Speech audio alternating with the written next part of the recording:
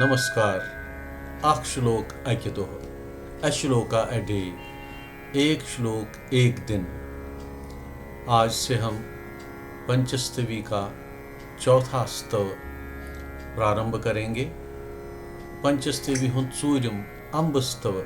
अम्ब छ वनान माज भवानी, त्रिपुर सुंदरी छ अम्ब वनान। अम्ब स्तवस चतुर्था युस जन पर्न छ युवान। ओम अथ पंचस्तव्याम अम्बस्तवः चतुर्थः। ओम नमस्त्रिपुर सुंदर्यै।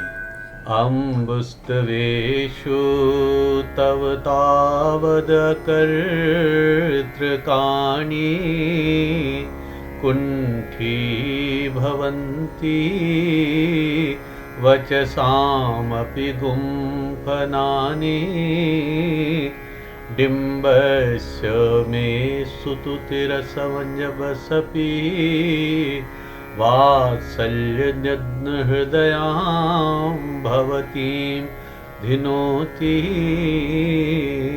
अम्बुस्तवेषु तव तावद् अकर्तृकाणि कुण्ठी भवन्ति वचसामपि गुम्फनानि।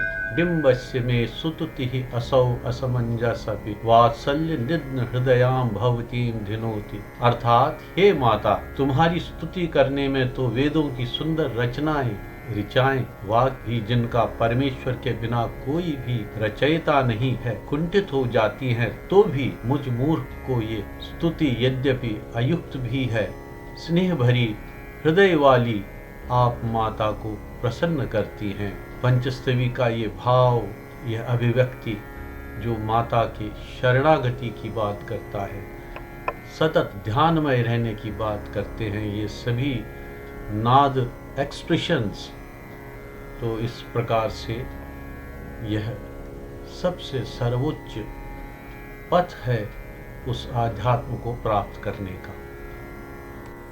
This is Panchastavi, the 5-chaptered treatise on goddess Tripura Sundari.